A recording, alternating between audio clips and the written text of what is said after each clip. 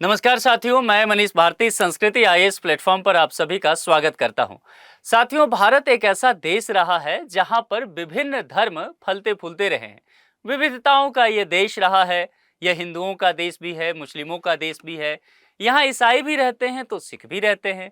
बौद्ध जैन भी यहीं पर शुरुआत हुआ। इसके अलावा देखेंगे पारसी समुदाय भी यहीं पर आए और यहूदियों को भी यहाँ पर पनाह दी गई।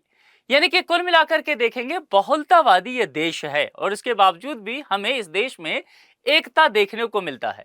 यानी कि हमारा जो कल्चर है वह कहीं न कहीं जो एक शब्द इस्तेमाल किया जाता है कि कंपोजिट कल्चर, बहुत सारी चीजें एक साथ मिली हुई है।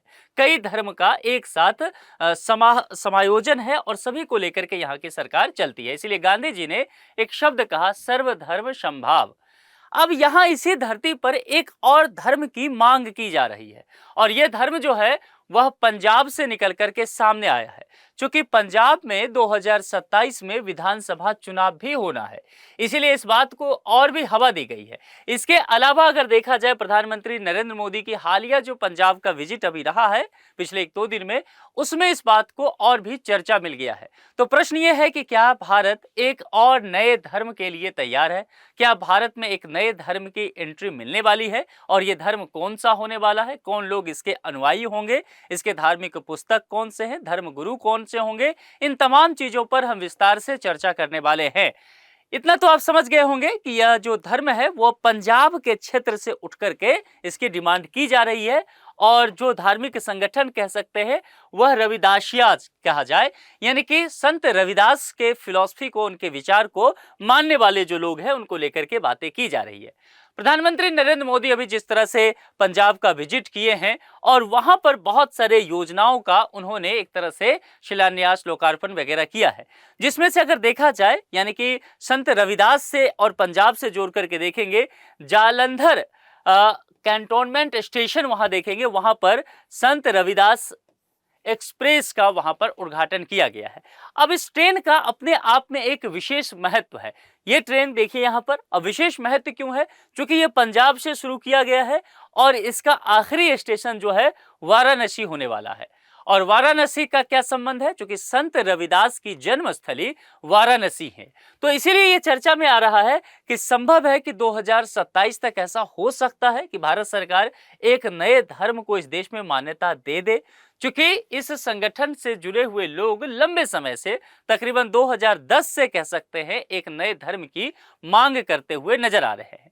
इसके अलावा आपको ध्यान होगा कि प्रधानमंत्री नरेंद्र मोदी जो है, डेरा सचखंड बालान जो पंजाब के जालंधर में है, वहां पर जब यूनियन बजट पास हुआ था, यानी कि 1 फरवरी 2026 को, उसके तुरंत बाद विजिट किए थे।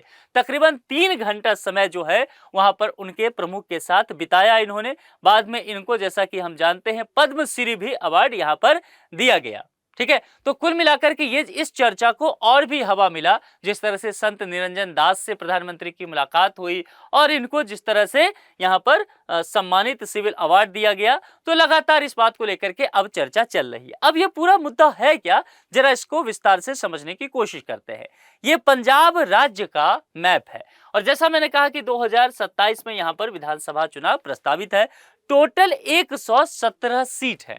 पंजाब को 3 अलग अलग भागों में अगर बांट देंगे तो सबसे ज्यादा जो विधानसभा का सीट है वो मालवा में देखने को मिलता है, 69। इसके अलावा माझा में 25 और दोआबा में 23। दरअसल यही क्षेत्र जो है, यह दोआबा का जो क्षेत्र है, यहीं पर इस नए धर्म की मांग की जा रही है। क्योंकि सबसे अधिक संत रविदास के जो फॉलोअर्स हैं वो यहीं पर देखे जा रहे हैं और इसमें इनके फॉलोअर का जो 23 सीट है, उसमें से तकरीबन 19 विधानसभा का जो सीट है, पूरी तरह से सिर्फ एक कम्युनिटी का यहाँ पर दबदबा है, वही यहाँ पर जो है जीतते आई है। यहाँ पर देखेंगे एयरपोर्ट का भी नाम चेंज करके गुरु रविदास के नाम पर किया गया। तो कुल मिलाकर के लगातार बहुत सारे अपडेट इस एरिया में देखने को मिल रहा है, केंद्र सरकार के द्वारा ये किया जा रहा है और इसी वजह से ये चर्चा चल पड़ी है कि क्या आने वाले समय में हमें कुछ बहुत बड़ा अपडेट धर्म, एक नए धर्म को लेकर के देखने को मिल सकता है और रविदासिया धर्म क्या भारत में आने वाला है। जिस तरह से नए अपडेट हैं उसको लेकर के अब यहाँ पर चर्चा की जा रही है। तो देखिए, ये शब्द चर्चा में है रविदासिया। कौन है आखिर रविदासिया? सबसे पहले इस बात को हम समझने की कोशिश करते हैं। देखिए, रविदासिया जो है 15वीं 16वीं शताब्दी के भक्ति आंदोलन के संत गुरु रविदास के अनुयायी हैं। गुरु रविदास का जन्म जो है वाराणसी में होता है और लगातार समाज में समानता की बात ये करते आते हैं। ठीक है, इन्होंने बेगमपुरा की अवधारणा दी, जो कि समानता, इसके अलावा सामाजिक न्याय, भेदभाव मुक्त और भय मुक्त समाज का एक आदर्श प्रस्तुत किया, एक फिलॉसफी दिया। और मुख्यतः इस समाज में देखेंगे संत रविदास के फिलॉसफी को यूं तो दुनिया मानती है, लेकिन रविदासिया समुदाय जो है मुख्यतः आपको दलित समुदाय से संबंधित है।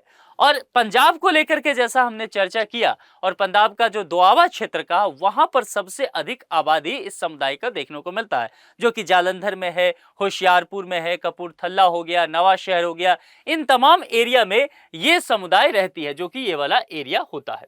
इसलिए ये क्षेत्र अब सबसे ज्यादा चर्चा में है, जहां पर 23 असेंबली के सीट हैं। अगर पॉपुलेशन देखेंगे तो तकरीबन 52 लाख हैं। 2011 के सेंसस के अकॉर्डिंग है। जाहिर सी बात है 2027 में जो सेंसस आएगा तो इसमें भारी उछाल देखने को इनके पॉपुलेशन में देखने को मिलेगा।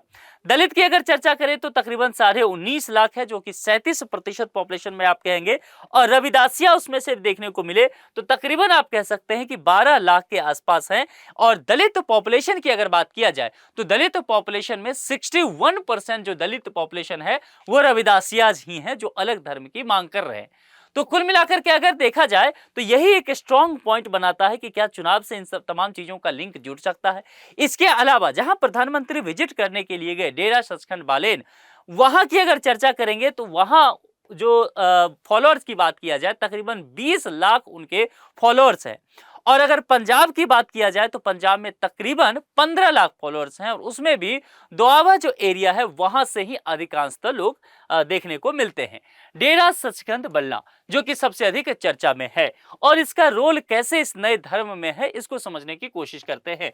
देखिए, प्रमुख धार्मिक संस्थान यही देखने को मिलता है, और ये इसकी स्थापना जो है 20वीं शताब्दी की शुरुआत में बाबा संत पीपल दास ने की थी। लंबे समय तक इसका संबंध जो है सिख धर्म से ही रहा, खास करके पंजाब में पड़ता है तो सिख धर्म की वो भूमि रही है। ठीक है, खालसा पंथ की, तो जाहिर सी बात है यहाँ स्वाभाविक तौर पर यह जुड़ाव देखने को मिलता है। लेकिन 2009 में एक घटना होता है, ये वियना ऑस्ट्रेलिया में होता है। एक हमला होता है, उसमें संत मारे गए, और लोगों ने फिर गुस्से में कहा कि 2010 से रविदासिया धर्म की हम शुरुआत करते हैं। तो 2009 की उस घटना ने इस पूरे मामले को बदल दिया, जब गुरुद्वारा पर अटैक हुआ था वियना में। तो कुल मिलाकर के वहां से ऑस्ट्रिया से ही ये मुद्दा बढ़ता है।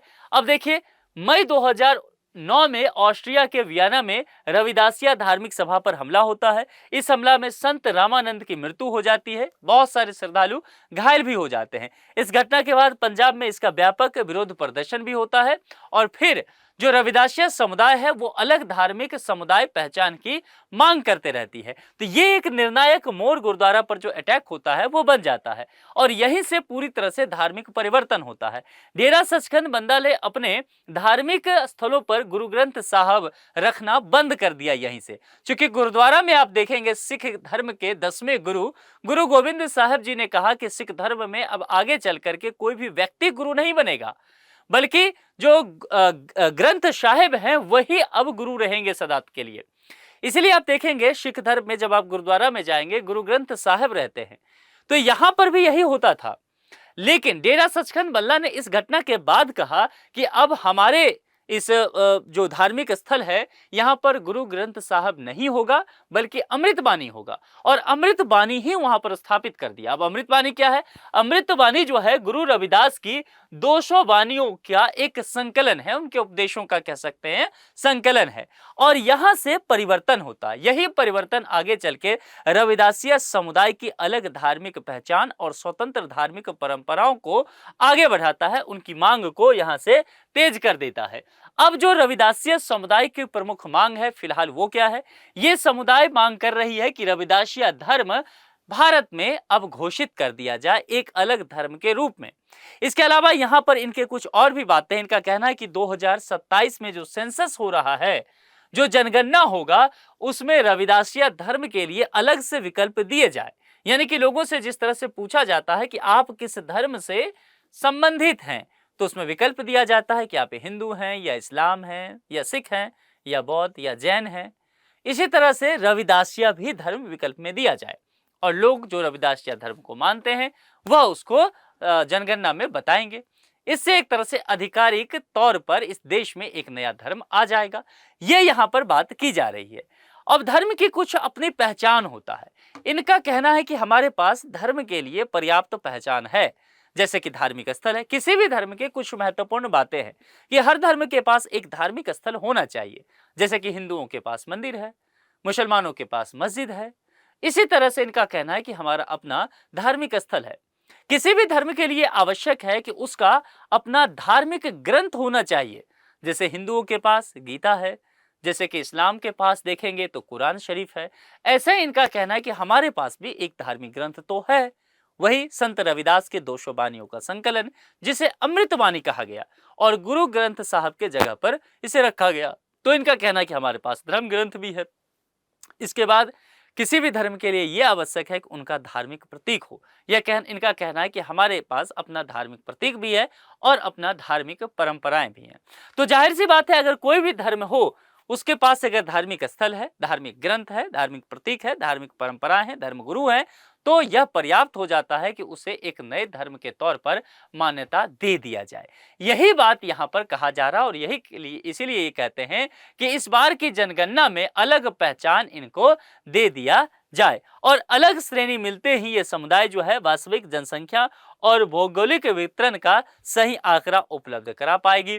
और अगर ऐसा होता है, सरकार इस बात को मान लेती है, तो इस समुदाय का कहना है कि संत रविदास जैसे कहते थे कि समाज में समानता और सामाजिक न्याय होना चाहिए, इसी तरह से ये गुरु रविदास की इस वाणी को सफल किया जाएगा और एक नया धर्म इस देश में आता हुआ दिखेगा।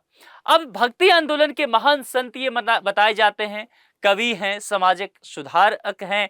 अगर आपने हिंदी साहित्य वगैरह पढ़ा होगा तो इनके विषय में जरूर पढ़ा होगा। तो इनका जन्म जो अगर देखेंगे जो हुआ वो बनारस के आसपास देखने को मिलता है और खास करके 15वीं 16वीं शताब्दी का जो भक्ति आंदोलन होता है उस वक्त के ये प्रमुख संत माने गए। इन्होंने बहुत सारी रचनाएं भी हैं, तो कवि भी हैं। समाज की कुरीतियों को जड़ से उखाड़ फेंकने के लिए काफी संघर्ष भी किया। समाज में किस तरह से सामाजिक न्याय को लाया जाए और किस तरह से समानता के भाव को बढ़ाया जाए, इसके लिए काम किया। इसीलिए एक समाज सुधारक के तौर पर भी आए। और इनका जन्म जो देखेंगे तो वह वाराणसी में एक मोची के परिवार में हुआ था और फिर इन्होंने आगे चल करके एक ईश्वर में विश्वास और समानता, प्रेम, भक्ति का संदेश देना शुरू किया। भक्ति आंदोलन जब चला उस वक्त काफी ये प्रमुखता से चर्चा में आए। इन्होंने जाति भेद, छुआछूत और सामाजिक भेदभाव का सिरे से विरोध किया और सभी मनुष्यों के लिए समानता पर बल दिया। उनकी रचनाओं में भक्ति आंदोलन को नई दिशा देने की बात की गई। इनकी जो है 41 वानियां सिख धर्म के पवित्र ग्रंथ गुरु ग्रंथ साहब में भी संकलित है। इनके अनुयायियों को रविदासिया कहा जाता है और यहीं से ही नए धर्म की बात की गई। अब यहाँ पर यह है कि अगले साल विधानसभा चुनाव है, जनगणना चल रहा है, प्रधानमंत्री लगातार उस जगह पर विजिट कर रहे हैं। आपको क्या लगता है कि आने वाले समय में भारत को एक नया धर्म मिलने वाला है? यहाँ पर एक प्रश्न भी इससे संबंधित दिया गया है, जिसका जवाब आप कमेंट बॉक्स में लिख करके जरूर बताएं और आप इस बात से भी तर्क दें कि क्या वाकई भारत को धर्म की जरूरत है और जिस तरह से एक समुदाय के लोग, रविदासिया समुदाय के लोग इसका मांग कर रहे हैं, तो आधिकारिक तौर पर एक धर्म की दर्जा दे देना उचित रहेगा या नहीं। आपके जो भी विचार हैं तर्क के साथ लिख करके जरूर बताएं। चैनल को सब्सक्राइब जरूर कर ले। जुड़ने के लिए आप सभी का बहुत बहुत शुक्रिया। Thank you so much.